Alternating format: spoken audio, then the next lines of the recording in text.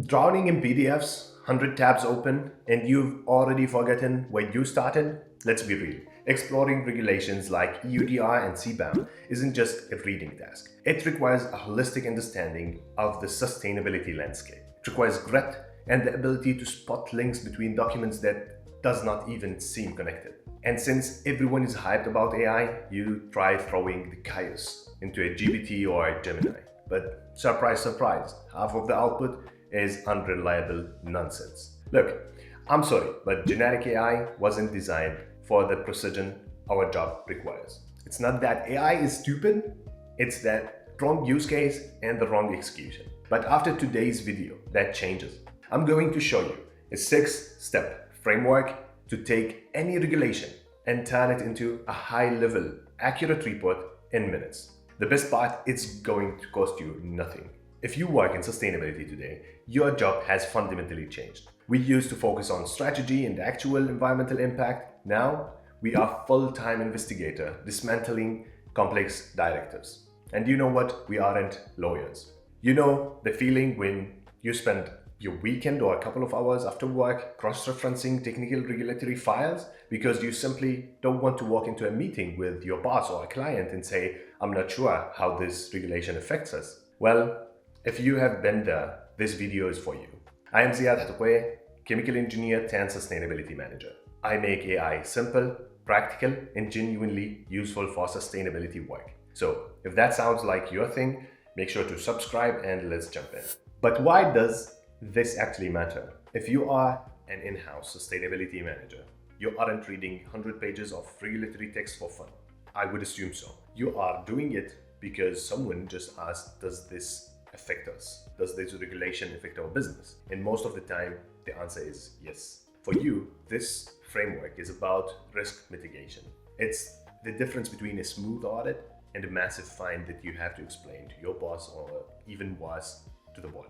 Maybe you are a consultant who needs to stay ahead of the curve. You are writing a deep dive into the EUDR or CSRD to attract new clients. For you, this isn't just a report, it's thought leadership. The system helps you spot the technical differences everyone else misses, turning your content into the gold standard of your niche and a powerful lead magnet. Or maybe you are a freelance. A client just sent you an email asking how CBAM would affect their specific supply chain in Egypt. You don't have a research department, you are the research department. For you, this is about scalability. It's the ability to give those clients a high-level technical breakdown that they deserve in 2 hours rather than spending 2 days. Whether you are mitigating risk, building authority, or scaling your business, this 6-step framework is the answer. This is how you move past the AI hype and start getting real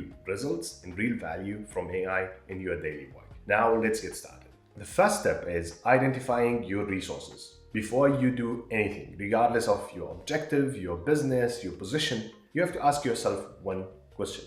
What regulation I'm looking forward to dismantle today? For our case study today, for the sake of the video, we are focusing on the Ecodesign for Sustainable Products Regulation, or ESPR, specifically the update in 2024, which repeals the 2009 directive. So basically the objective is to understand what has changed and how does it affect our business. But as I mentioned earlier, regardless of why you're doing that, the main focus of step number 1 is to identify your resources. Therefore, when we talk about resources, there's one golden rule. You must keep it in mind. This is very important. The source zero rule. This means we are only interested in official resources, no blogs, no news article, and honestly, no consultant analysis. There are hundreds of consultants who provide analysis of new regulations. Thanks to them, but for the sake of our use case, please avoid any of that. Just official documents from the regulatory body that you are interested in. In our case, it's the EU Commission. Because we want to build the absolute truth, the source of truth in our NotebookLM or in our use case. Therefore, we don't need someone else's interpretation of the truth. Rather, we need the source zero understanding of the regulation. if that makes any sense. So to do that, do you need to go and dig into official websites manually? Sure, you can do that. But here's actually where generic AI tools like GPT and Gemini can be really useful and can be considered your best friend in this case. You just need to know what exactly to ask. I don't just ask for the law. I prompt a very specific structured prompt. Watch this. I want you to be an expert in the EU regulation with a focus on the sustainability and environmental landscape. I am investigating regulation EU 2024-1781 ESPR, which repeals Directive 2009-125 EC. Provide two separate lists using only official sources. I want direct resources, all official documents like the main text, annexes, and explanatory notes. Indirect resources, regulations that are linked or affected by the ESPR. Then this is important. Make sure to use only official websites, no blogs or secondary articles. And that's it. Well, basically, that's where Gemini and GPT, or what I call generic AI, would be really helpful for you. And for this specific use case, we'll provide you with two lists, direct, indirect, only official websites and official sources. Therefore, this is really helpful, and we will screen those later in a later stage. Basically, you can find this prompt in the description below to use for your own work. Maybe you can adjust it for a different relation. The goal here is simple. We want every piece of direct and indirect text so that the AI has the full context later, and that we will see in the next steps. Now, you have your list of source 0 documents. Before we touch anything, we need to define our objective. That brings us to step number 2. Step 2 is all about defining your objectives. This is where most people get AI wrong. They treat it as a magic box that will understand and get to read their mind. But if you want to actually use AI for work and for sustainability work, believe me, you still need to do your job. Well, that's surprising, shocking for some people, but really, we still need to do our job. Many people are critical about AI because it do a bad job, but that's actually because they are trying to use it as a replacement for their brain, not as an assistant that is capable of wonderful things. If you want to excel in sustainability, again, you need to do a better job framing your objectives, your questions, defining your problem. And that's exactly what step 2 is all about. Keep your brain as the boss and AI as the assistant. Does that mean AI won't save you time? Well, it definitely will, but it won't take 100% over the job that you're doing. Well, back to the point. In our world, the most critical part of the job is problem definition. You have to be the one to define the objectives. In our ESPR case, basically what I'm interested in, a regulation that has been updated in 2024 and repeals a 2009 version. Therefore, there's definitely some differences here, and I want to do kind of a gap assessment to understand what has changed and how would that affect my business. However, when I explain this, I wouldn't go like, do a gap assessment or what are the differences between. I have to be specific. Therefore, I have to understand a little bit what this is about, what the regulation is about. I have to understand the context of my business and properly communicate that in a proper prompt format, right? The objective, basically describe it as is something like this. The objective is not to become an abstract expert or to analyze the legislative history, because the objective is to ensure operational, auditable, and future-proof compliance for a global textile and apparel company. Well, here I'm giving context. I am telling AI that we are focusing on execution and product compliance, not just theory, not just the legislative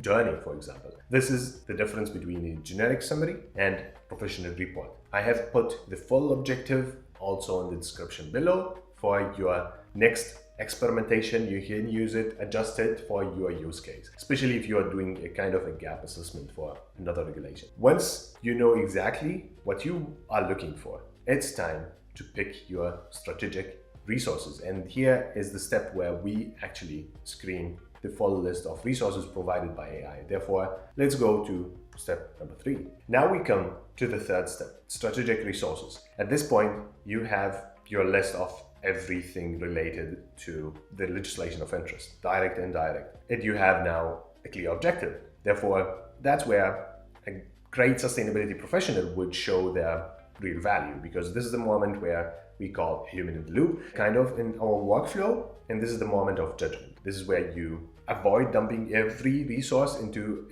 the AI tool we are going to use, NotebookLM, and make it similar to a generic tool, just like using a general GPT. Rather, we need it to be sharply focused on what are our objectives and how to reach them. They will get confused by dumping everything in. Therefore, if we need a high-level report, we need to be really clear in what we select at this stage. Well, think about the ESPR, our use case. The resources ranges from official text, frequently asked questions, early proposals, and the whole legislative journey, which is, in this case, it's not really interesting. We only care about the final text because the journey has already over. Well, who would care about the journey? 100% if you are part of the public consultation or you are exploring a possible update that you want to keep up with those changes. You know, our sustainability landscape is hugely dynamic. For example, we still have the omnibus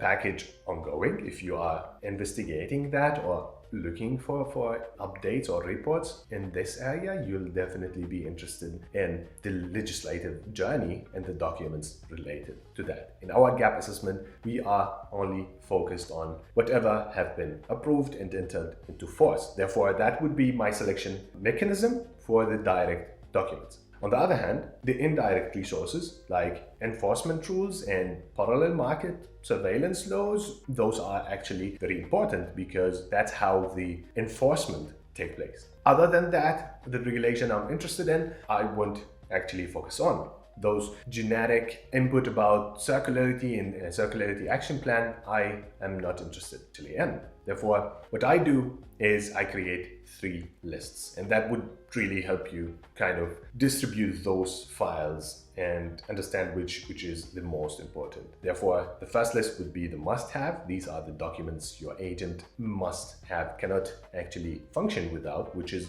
basically the final law and the previous law, since I'm doing a gap assessment. So I need the 2024 and the 2009 version. Without both, you cannot perform a gap assessment. That's clear. Good to have. These are the additional documents that you believe that will add value to the core objectives. Therefore, as I already described earlier, the enforcement mechanism is important because I'm trying to ensure that my business would be compliant with this new law. Therefore, those are kind of recommended to have. Lastly, must exclude outdated documents or things that are unnecessary to your objectives. Those are the documents you have to avoid. This is really important because that means that those early proposal documents and those legislative history might actually kind of host the hallucination or support the hallucination of your model, and you have to avoid that. You can definitely use ChatGPT or Gemini to help you with that, but make sure that you're using the previously used GPT or Gemini chat in step 1 and use your objective to give it some context on how to cluster those into the must-have, recommended, and must exclude. And afterward, use your judgment to really cluster those properly. What is the benefit and what is the distraction?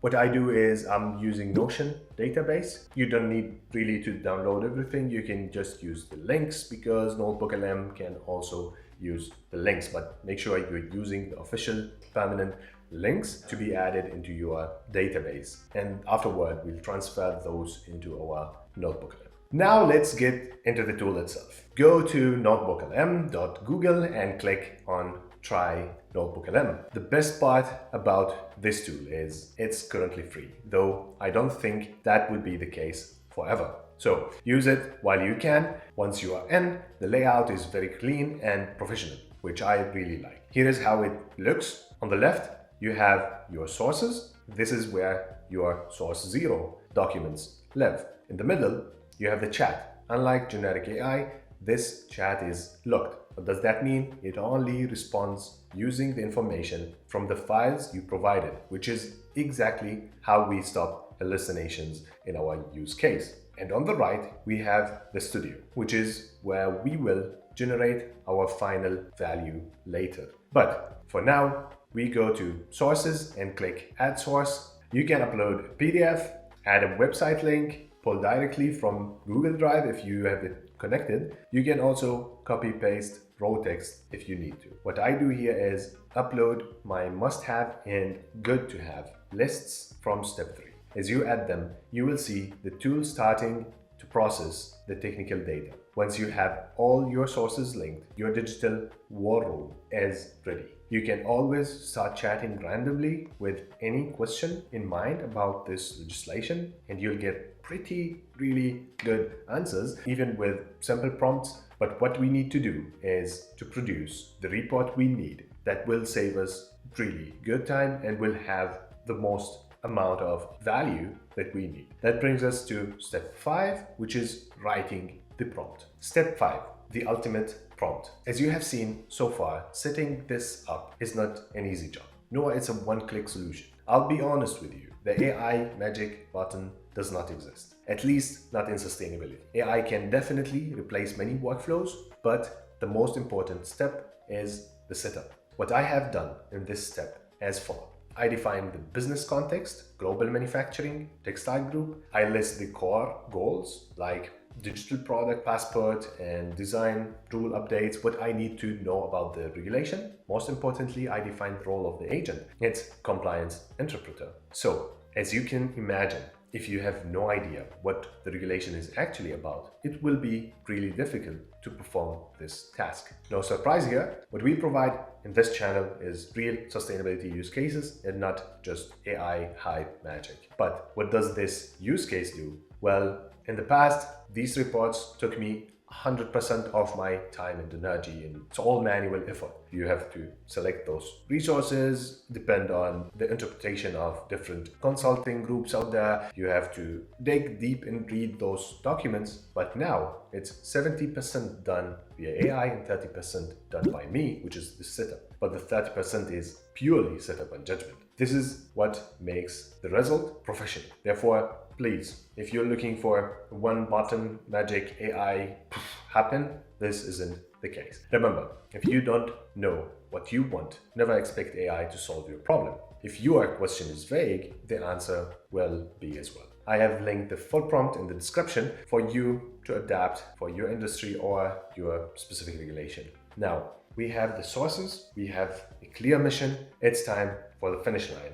Step 6. Step 6 is where the refinement of your workflow really pays off. Go to the studio in NotebookLM, you will see an option to generate report. Paste the detailed prompt we just built in step 5 and let the agent work. In a couple of minutes, you will have full gap assessment. Does that replace you reading the regulation? 100% yes. Does that mean you don't need to check the content? 100% no. You still need to read through it, but now you are an editor, not a researcher. You can use the agent itself to fact check every line you are interested in. It provides direct links to the sources, the source 0 you have, and that would be really easier than reading through and connecting the dots. Well, the report function is great, and that's why I intended to do this video. However, here's what surprised me the most: the beta features. These features are incredibly impressive, and you must try them right now. It can generate presentation slides and infographics that are perfect for this use case. NotebookLM does a wonderfully amazing job in terms of both content and design. What you need to do is just repeat the same steps we used to generate a report, but this time click on the pencil sign, add the prompt, and select your preferences. Check this out. It shows clear differences that Sustainability Manager has to be aware of. It looks professional, it's clean, and most importantly, it's accurate. This used to take me days of connecting dots, design layout. Now it's professional grade execution in seconds. I really love this tool because it actually fits how We work in sustainability. Respect the technical nature of our jobs, the precision, and gives us our time back. If you want another use case using NotebookLM, check this video out or this video out, and see you next time.